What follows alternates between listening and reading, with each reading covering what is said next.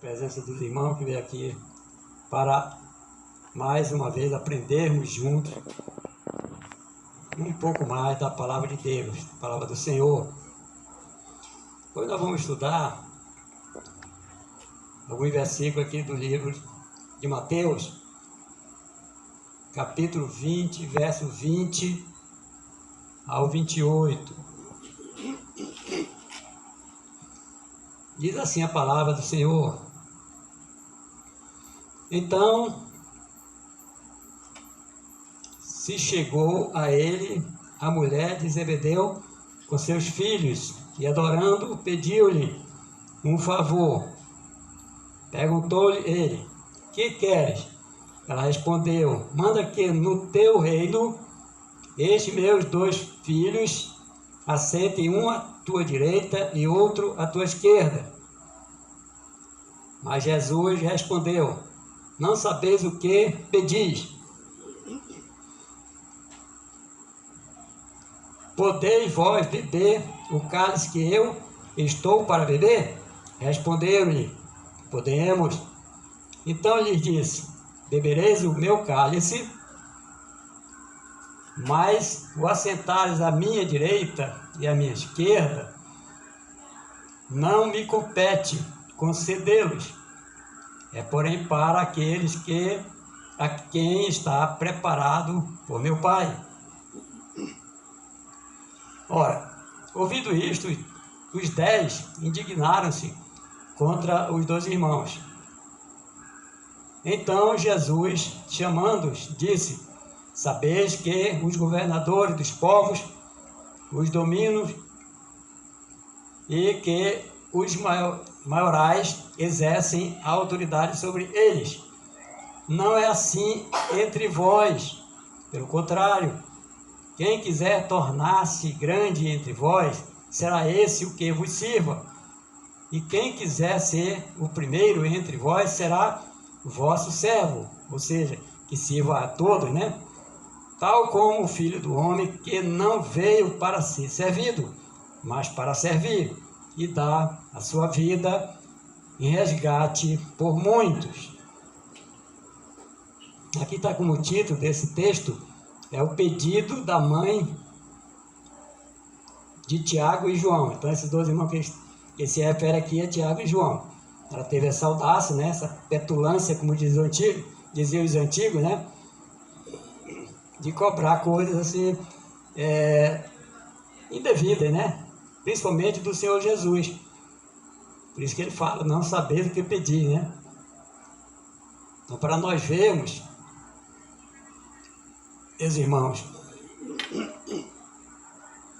que o egoísmo, a soberba,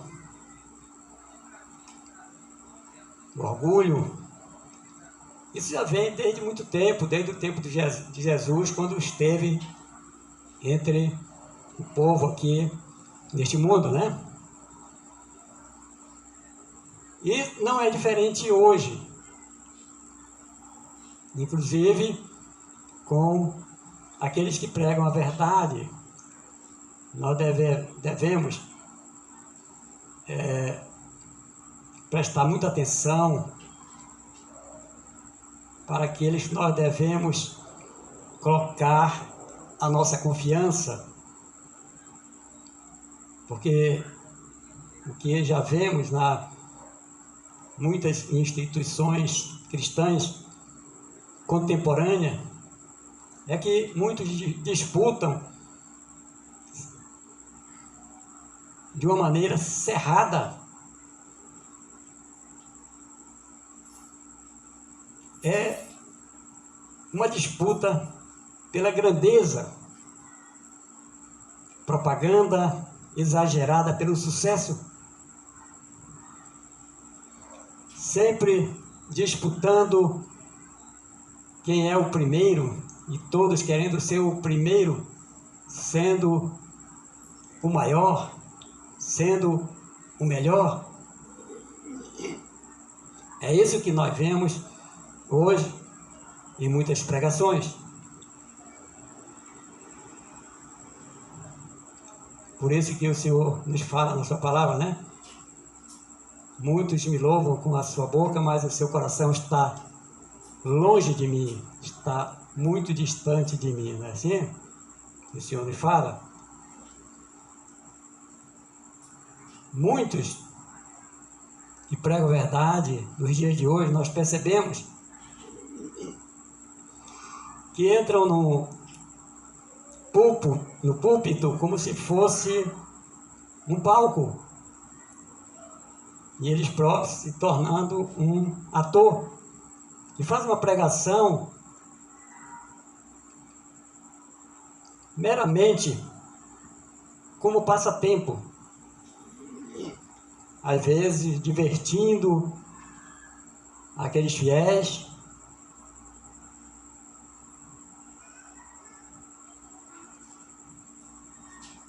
às vezes procurando sempre arrancar somente aplausos, sendo considerado ali o primeiro, o melhor, o maior. É isso que nós percebemos hoje em algumas instituições contemporâneas. Não são todos, é claro, mas nós devemos fazermos uma alerta. Fazer uma alerta não é falar mal de A ou de B, nem dar nome de instituição ou de pessoa, não. Mas, no entanto, devemos alertar, porque o próprio Senhor Jesus alertava, como ele alertou nesse texto aqui. Não tem só esse texto que fala esse tipo de coisa, sobre a soberba, sobre a arrogância. Não. Tem outro que ele nos fala também que muitos dão festas, grandes festas, para os ricos, para os amigos importantes, para que, quando também eles forem dar uma festa, convidar essa pessoa também para as suas festas. Mas Jesus nos alerta dizendo, quando fizeres uma festa, convidai os pobres, os aleijados, os doentes, os necessitados, para que você não espere nada em troco deles. Estou falando aqui em outras palavras, né? Na Bíblia está em palavras diferentes, mas estou usando aqui das minhas palavras. Então, para nós percebermos que Jesus já nos alertava para esse tipo de coisa, porque realmente neste mundo, e cada vez vai aumentando mais esse tipo de situação, e as pessoas fazem de tudo, sempre em troca de favores, principalmente no meio político, né? Nós sabemos disso, mas não é só lá no meio político, é em todas as áreas da vida tem esse tipo de coisa. Sempre a pessoa fala assim, eu fui o primeiro a fazer isso, eu fui o primeiro a levar tal palavra a tal lugar, mas nunca ninguém diz que foi o segundo, né?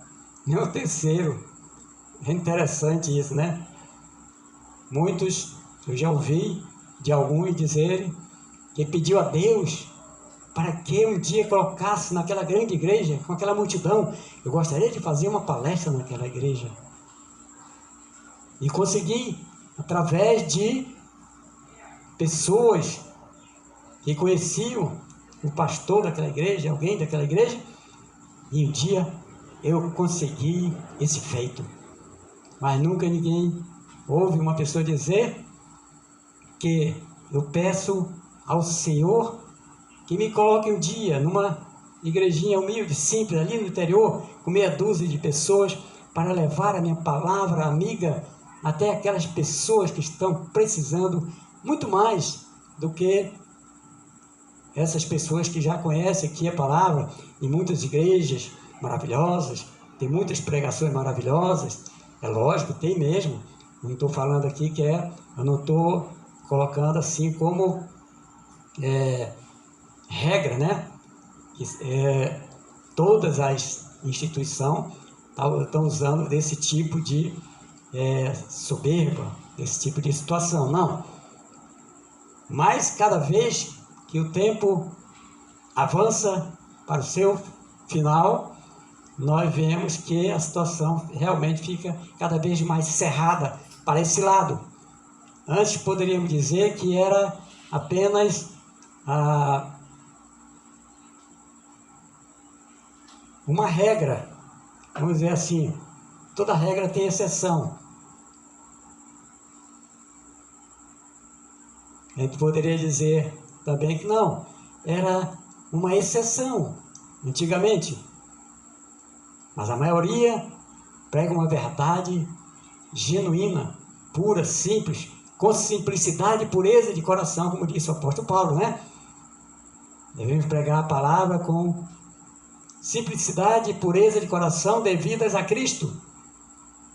Mas hoje nós podemos dizer que parece até que virou a regra. As pessoas colocarem a si mesmo e a sua pregação acima da palavra do Senhor e acima do próprio Senhor e a sua palavra, querendo sempre se envaidecer para se vangloriar perante os homens e colocando as honras para si mesmo como sendo importante. E a pregação, na realidade, fica em segundo plano e as pessoas que estão ouvindo aquela pregação não crescem espiritualmente. Pode até crescer materialmente, mas não espiritualmente. Nós temos que crescermos espiritualmente e materialmente.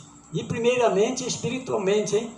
Porque aí o crescimento espiritual, ele leva consigo o crescimento material. Por que eu falo isso? Porque o Senhor nos diz: buscai primeiro o reino de Deus e a sua justiça, e as outras coisas, todas as outras coisas, vos serão acrescentadas em suas vidas, né? Nunca ele vai nos deixar faltar nada, principalmente para aquela pessoa que é justa para com ele. Mas o que nós vemos hoje é uma disputa cerrada mesmo pela grandeza, pela disputa de cada um se dizer o melhor, o maior, o primeiro, enquanto Jesus fala aqui de uma importância tão maravilhosa. Ele diz aqui, né, no verso 26, não é assim entre vós. Pelo contrário, quem quiser tornar-se grande entre vós será esse o que vos sirva. E quem quiser ser o primeiro entre vós será vosso servo, ou seja, que sirva a todos. Aí sim você será grandioso perante o Senhor. Aí sim nós poderemos sermos grandiosos perante ao Senhor. Nós temos que cada vez mais nos diminuirmos perante o Senhor. Nós devemos sermos fracos perante o Senhor. Temos que entender bem essa palavra fraco, como diz o apóstolo Paulo. Quanto mais eu me enfraqueço, eu fico cada vez mais forte. Ele quer dizer que quando nós nos enfraquecemos como ser humano, materialmente, quando nós nos enfraquecemos, aí que Jesus, através do seu Espírito Santo, ele entra em nós, ele nos fortalece. Quanto mais nós nos humilhamos perante o Senhor, ele nos fortalece, ele nos exalta. Mas para aquele que se exalta, Deus condena essa atitude, ele se afasta dessas pessoas.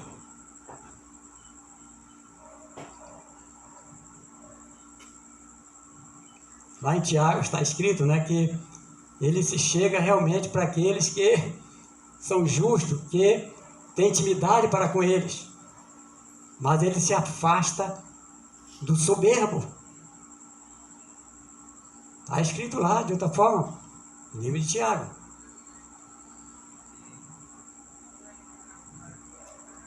É muito importante nós lermos a palavra, como eu falo sempre, não só ser ouvinte, o apóstolo Paulo fala, não seja somente ouvinte da palavra, mas seja também praticante. Ouvir a palavra é uma coisa, você ler a palavra e praticá-la é outra coisa totalmente diferente.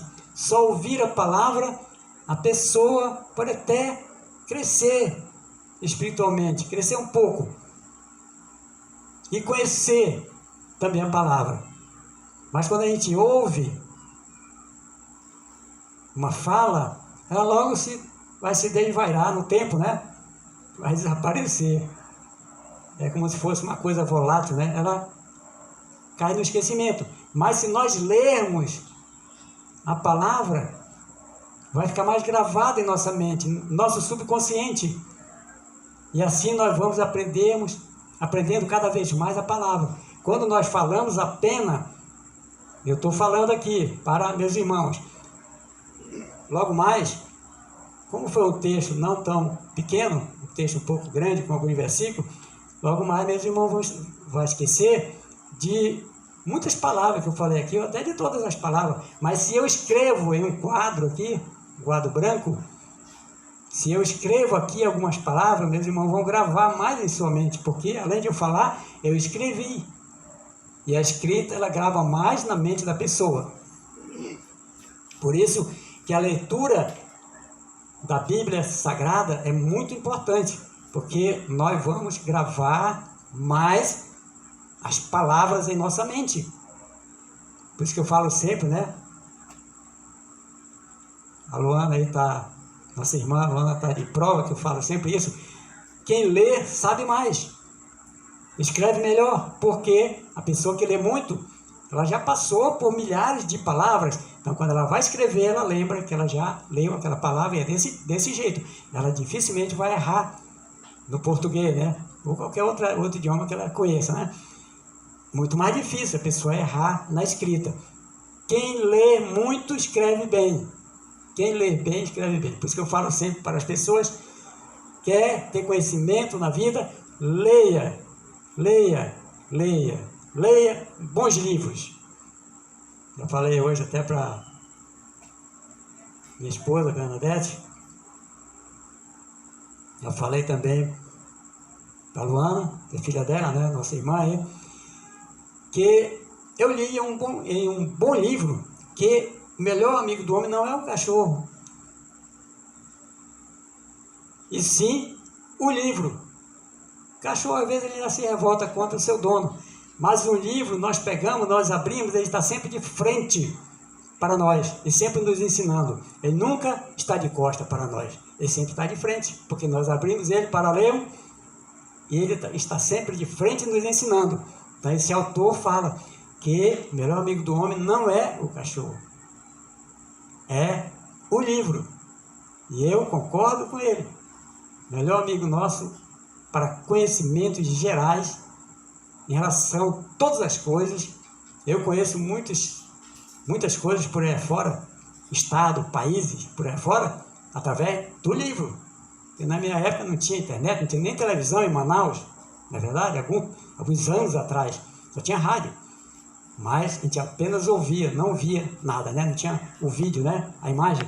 Mas hoje está muito mais fácil para nós aprendermos, tudo bem. Mas o livro nunca vai desaparecer, porque o livro será sempre livro. Se abre, ele está ali como um amigo lhe ensinando, principalmente a Bíblia Sagrada, que é o livro número 1, mais vendido no mundo, não é verdade? Então leia primeiramente a Bíblia, depois outros livros, para ampliar os conhecimentos seculares também, que nós estamos nesse mundo. Nós precisamos aprendermos as coisas, para que nós possamos ter sabedoria para saber até mesmo escapar de situação adversa, de ter uma saída de mestre no momento oportuno, no momento de dificuldade. Aquele que sabe mais tem uma saída de mestre melhor. É o chamado pulo do gato, como as pessoas chamam, né? O pulo do gato. Quem conhece o pulo do gato, conhece a sua historinha, sabe do que eu estou falando. Então, irmãos, é isso. Vamos aprendermos a Bíblia com humildade, que Deus vai nos dar a sabedoria para podermos viver neste mundo com decência, com respeito, principalmente ao Senhor e a sua palavra, e nunca querendo simplesmente transparecer para os homens, colocando sua glória, a glória que deveria ser para Deus, colocando para si mesmo e concorrendo aí com muitos, não é? Numa cerrada disputa pela grandeza, pelo primeiro lugar, por ser o maior, por ser o primeiro. Nós sabemos disso, que é uma propaganda exagerada pela grandeza do homem. E no meio evangélico não é diferente. Não é mais uma exceção, parece estar se tornando uma regra. Isso que é mais ruim, isso que é mais perigoso. Então, irmãos, era esta palavra que eu tirei hoje para nós aprendermos mais um pouco com o Senhor Jesus. Eu peço, espero que os irmãos leiam em casa. Está em Mateus, capítulo 20, começando do verso... capítulo 20, né? Não dá nem para errar. Capítulo 20, verso 20 até o verso 28. Não são muitos versículos, são poucos. Leiam em casa, que vocês vão ficar, eu tenho certeza, admirado com esse texto. É muito rico e maravilhoso para nós aprendermos como devemos nos comportar perante um púlpito, perante um altar, não perante um palco, nem dando uma de ator. Amém, irmãos? Eu peço aos irmãos que dêem o joinha, ative o sininho lá, né? Compartilhe com os amigos. E se inscreva também no canal, para fazer esse canal crescer, porque aqui todos que sempre vêm aqui, que me ouvem, sabem disso, que a gente só manda daqui coisas relevantes, coisa que está escrito na palavra de Deus, não de mim mesmo, não, o que está na palavra. Eu leio o texto e explico. Para isso, irmãos, eu procurei me aprofundar na palavra de Deus. Além de ler bastante a Bíblia Sagrada, fiz alguns cursos, não por vaidade de maneira nenhuma, para me aprender mais, para poder passar essa palavra de uma maneira correta, digna e com simplicidade e pureza de coração devidas a Cristo. Muito obrigado, irmãos, em nome do Senhor Jesus. Muito obrigado, muito obrigado. Ó Senhor, nosso Pai, muito obrigado por esse texto que nós lemos hoje, que o Senhor nos dá uma lição muito linda, Senhor, para todos nós juntos aprendermos e para aplicarmos em nossas vidas, Senhor. Muito obrigado, Senhor, em nome de Jesus Cristo. Amém, Senhor. Amém.